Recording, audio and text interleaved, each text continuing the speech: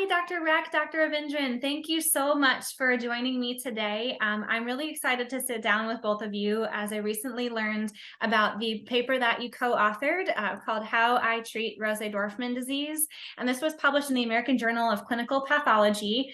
And first of all, thank you for your hard work and passion and dedication to histiocytic disorders, and especially to publishing this paper. Being a part of the histio community, I know that Rosai-Dorfman disease is one of the more rare histiocytic disorders. And so the fact that there's this pathology paper that you've written is really exciting for patients and providers both. So I'm really grateful that you're taking some time to sit down with me.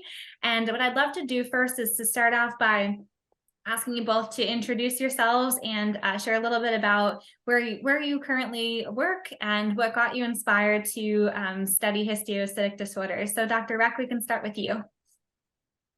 Yeah, thank you, Deanna. I'm Dr. Karen Rech, and I work as a hematopathologist at the Mayo Clinic in Rochester, Minnesota.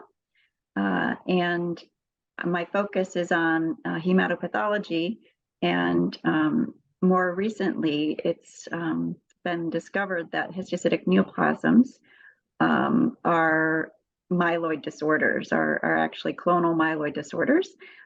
It was thought that they were inflammatory for a number of years, but with the discovery of clonal mutations in these disorders, first it was determined that Langerhans cell histiocytosis was a neoplasm. Then Erdheim-Chester was discovered to be a neoplasm, and more recently, Rosai-Dorfman disease is now included as a histiocytic neoplasm in the most recent WHO classification. So we've learned a lot about these disorders in recent years, and it's very exciting. It's very exciting. And again, thank you so much for your passion and continuing to study histiocytic disorders. Dr. Ravindran, would you mind introducing yourself as well? Thank you, Deanna. I'm really excited to be here. I'm Dr. Aishwarya Ravindran. I'm currently a hematopathologist at the University of Alabama, Birmingham. I started my training as a research fellow back in Mayo Clinic in Rochester, Minnesota. And I remember in 2016, I was shadowing my mentor, Dr. Ron Go, in the hematology diagnostic clinic.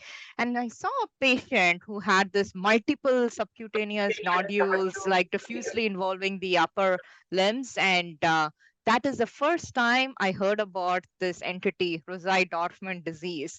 I think my journey started from 2016, and subsequently I went on to pursue my anatomic clinical pathology residency at Mayo Clinic, and I was mentored by my Dr. Karen Rech here, and I developed a passion for studying histiocytosis during my residency years, and that is the reason I chose to pursue my fellowship in hematopathology. And currently in my practice, given that I have a special interest, I'm beginning to see more of histiocytosis, more so of Rosai-Dorfman disease compared to the other histiocytic neoplasms. Hence, I am more interested to study more about this disease heterogeneity, and I'm working towards that. It's fantastic. And I just, on behalf of the histio community, I just want to say thank you to both of you. It's very inspiring to hear what gets you inspired to study histio, and just to know that this amount of dedication is put toward better understanding the ways to diagnose pathology, treatments, and quality of life for the histio community. It means so much to us, so thank you. Dr. Ravindran, I'd love to learn a little bit more about the paper. Would you mind telling us a little bit about why the paper initially was decided on to be written? Absolutely. So historically, Rosai-Dorfman disease was considered to be a self-limited benign condition. But recently, in the many papers have published that there are a subset of Rosai-Dorfman disease harbor mutations that involve the MAP kinase pathway. And hence, the World Health Organization classification, as well as the International Classification of Hematopoietic Tumors in 2022, has recognized this as a distinct histiocytic neoplasm. The initial idea to start this paper was like to put out in the community that Rosai-Dorfman disease is no longer just an inflammatory, just a self-limiting condition. it needs to be treated or needs to be considered as a histiocytic neoplasm, and a proper workup should be entailed as a consequence of that, because oftentimes in practical scenarios, Rosai-Dorfman disease can mimic a chronic inflammatory disorder, a non-specific reactive inflammatory infiltrate, because these cells are associated with your immune cells, such as lymphocytes, plasma cells, and also sometimes neutrophils. So they get they don't even get or Rosai-Dorfman disease don't even get to be considered in the differential diagnosis. So our paper illustrates two cases that were challenging initially, mimicking an infectious process, an inflammatory process, and how we applied a panel of tissue markers to diagnose these as Rosai-Dorfman disease, in addition to corroborating with the clinical information as well as the radiologic findings. So I think it's crucial for us to understand that Rosai-Dorfman disease can have many faces, and it's important to keep this in mind, or at least think about this when you're working up a disease on a tissue biopsy that is just a chronic inflammation, but it doesn't make sense clinically and radiologically. Fascinating, thank you. And so it sounds like there's a lot of significance to this paper. And can you dive a little deeper into, for patients and providers alike, what is the significance of this being published? Absolutely. I think Rosai-Dorfman disease can involve the lymph nodes, can involve like extranodal sites of involvement, most commonly skin. Essentially, there is no one particular clinical presentation that will make one think about Rosai-Dorfman disease. It can come in multiple ways of clinical manifestations. So when you are biopsying your tissue, especially, and then we are looking at it under the tissue under the biopsy, and we're thinking it's chronic inflammatory infiltrate, but the clinician was thinking like, hey, this is mass forming. It doesn't make sense. The patient is having some symptoms. Is it really some non-specific inflammation, or is it something else? And so I think that's when, from the pathologist standpoint, doing a panel of immunostains, at least to exclude the possibility of Rosai-Dorfman disease, helps. And we discuss in our paper what are those tissue markers that we can use to characterize this Rosai-Dorfman disease cells. There is no one particular marker that can distinguish. It's always a panel of markers that is really essential. But I would say if I have to pinpoint a few, it would be like CD163, cyclin D1, S100, and OCT2. These four markers are quite sensitive and specific for Rosai-Dorfman disease, but of course, we need to keep in mind the other differential diagnoses, such as Langerhans cell histiocytosis, Erdheim-Chester disease, ALK-positive histiocytosis. And we discuss in our paper how these markers that I said will help us to distinguish between these entities, and how it can help as a guide to the community pathologists who are working up on these cases to arrive at a diagnosis of Rosai-Dorfman disease. And also the additional significance that I wanted to bring up is that given that it's a histiocytic neoplasm, it's essential to keep in mind that we need to do NGS on these cases. So we recommend next generation sequencing be pursued to identify those mutations involving the MAP kinase pathway, because if it is present and if the patient is symptomatic, then they can be treated with targeted therapies, given that we have FDA approval currently. There is some patients of Rosai-Dorfman disease may not have any mutations in the MAP kinase pathway. Now, the question is, do they really don't have any mutations, or it's just that we are not picking up the mutations other than the MAP kinase pathway? That is like a future study in progress. We are learning more about these diseases. So as more knowledge evolves, we'll be able to answer these questions better. But at this point in time, as our paper, I hope it'll serve as a guide to work up these histiocytic neoplasm, or at least exclude the possibility of this when you are working up something that is just looking like a chronic inflammatory infiltrate, but does not make sense clinically and radiologically. Fantastic. I know that a lot of patients will receive back their report and they aren't sure if it's Rosai-Dorfman or not. And so to have this as a guide, it sounds like patients can bring this to their physicians to help to guide them, but also that physicians and pathologists can use this as a guide as well. So thank you for addressing the whole community with this paper. It's really fascinating. And Dr. Rech, I'd love to ask you, what were some of maybe the challenges faced along the way, and were the practical challenges related to the paper? Yeah, so we had published a paper about some new markers in Rosai-Dorfman disease in 2021.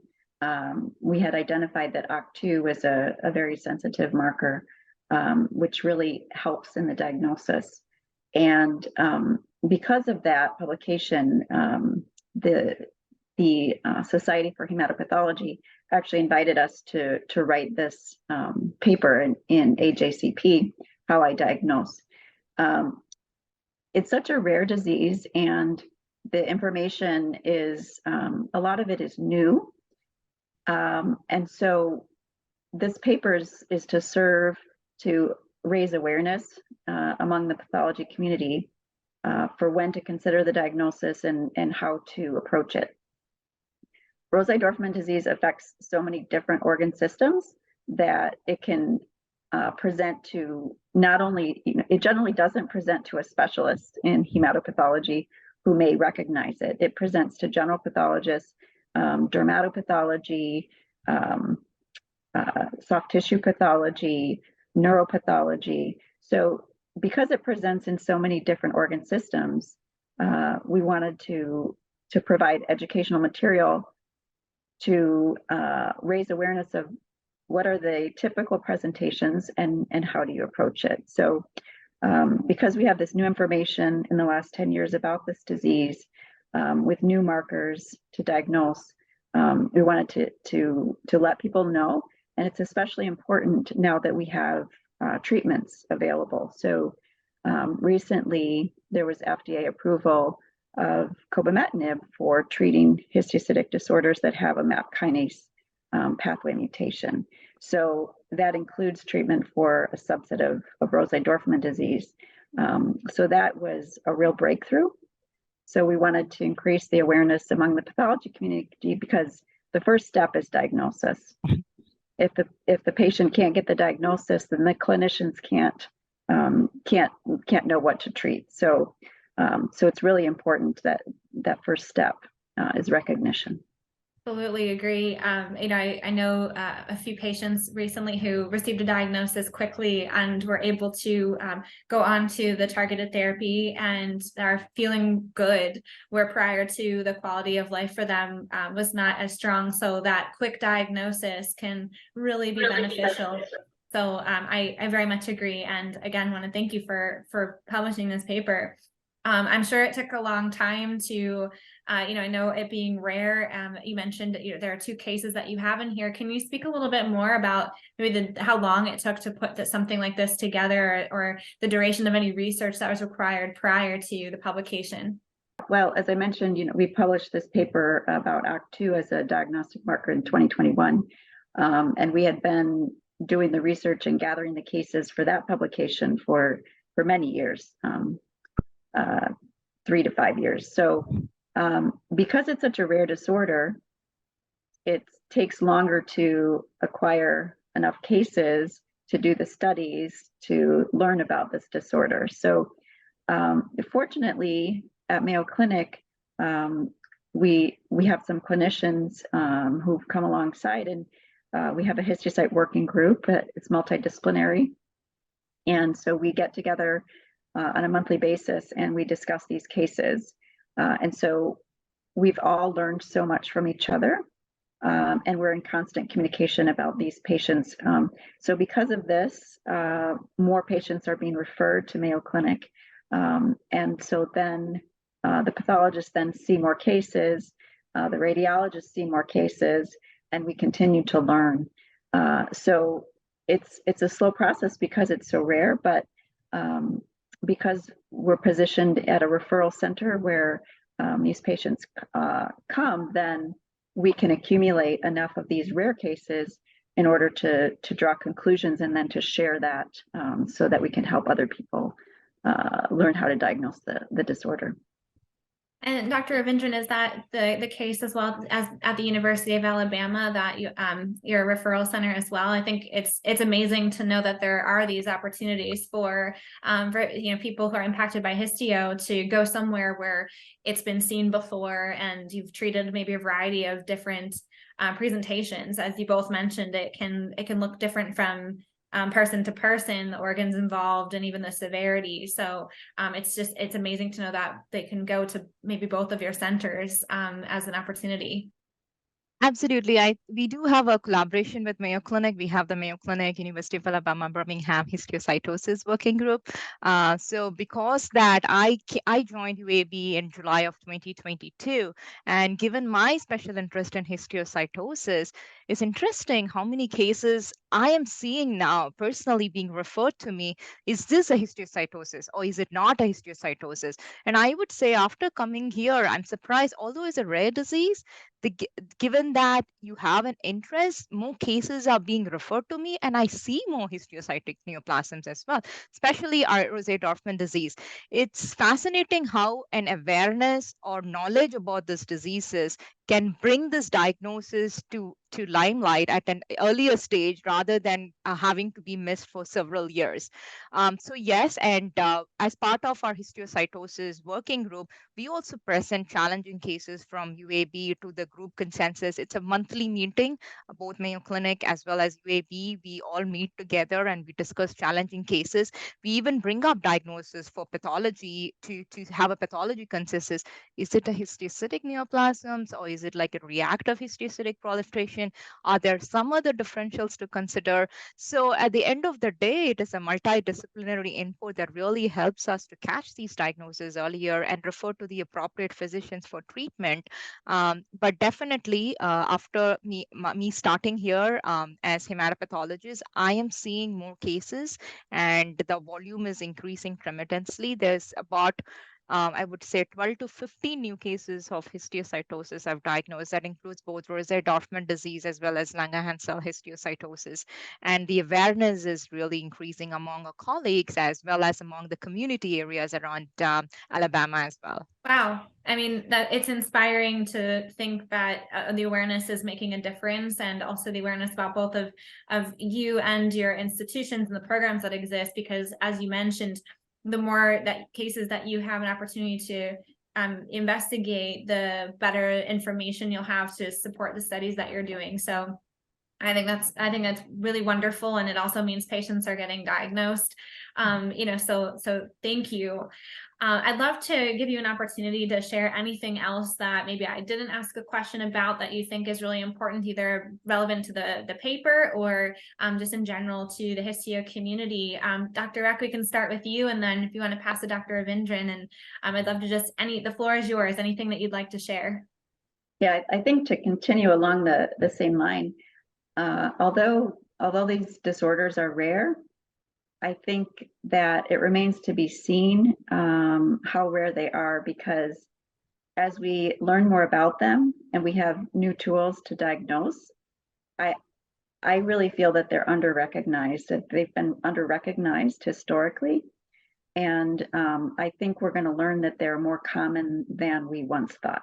Still not common, but more common than we once thought, which is just, it's really gratifying to see that we can make progress, over the course of my career.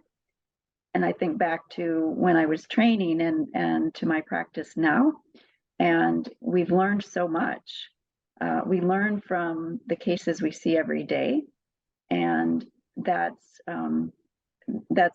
really just inspiring, because the patients that we see today will help us to manage the patients that we see tomorrow and in the future. So it's a great process, and I really enjoy working at Mayo Clinic and having this opportunity.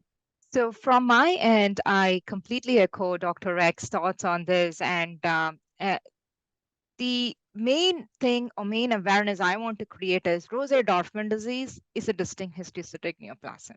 Do not treat it like, or do not think that, oh, this is non-specific inflammatory infiltrate, doesn't matter. So my take on this is when a person sees a Rosai-Dorfman disease, I would recommend them to have a hematopathologist have a look at it and recommend appropriate studies, and hopefully we can triage tissue for next generation sequencing studies, because it would really help if the patient is symptomatic to receive the appropriate therapy. And the other point I want to make is that not all Rosai-Dorfman disease patients are getting referred to hematology, because there are other clinicians who also see this. It might be pulmonologists, it might be internists, it might be nephrologists, it might be a plethora of other multidisciplinary clinicians who see these patients. It's important to recognize that these patients need to be referred to hematology so that appropriate workup and treatment plans can be instituted in the correct manner. So in my reports, what I tend to do is that when I see Rosai-Dorfman disease, I recommend to the clinician ordering it or the pathologist who's signing it out, if they just showed to me in consultation that please recommend a hematology consult. So if the patient is going and seeing a community care in somewhere in the periphery, they can get appropriate specialist care at the right time, and such that we can prevent the symptoms from progressing. Thank you so much. Yeah, I agree very much with both of you. It's wonderful to see the progress that has been made over the years to the point where we can really best understand the best places where care can be given, and the specialties that are the most, I think, related to not only diagnosis but proper treatment. I think I know for a fact that 20 years ago that was not something that we had this amount of information about, and the difference for patients now is tenfold. So I want to say thank you to both of you for the work that you're doing, and for putting this paper out there for the public to be able to access and to use, for physicians to be able to use it as a framework and a guide. Really, from the bottom of my heart, means so much. Unless there's anything else that you'd like to touch on, I just want to say thank you for spending some time with me today, and encourage everyone to jump on the link and to read the paper, and look forward to partnering more with both of you in the future. And thank you so much for everything that you do. Thank you, Deanna, and thank you, Histiocytosis Association, for the opportunity to share the thoughts on our paper. And I hope our paper will serve as a guide for pathologists as well as clinicians to work up these cases. And once again, thank you so much for having us here today. Thank you, Deanna.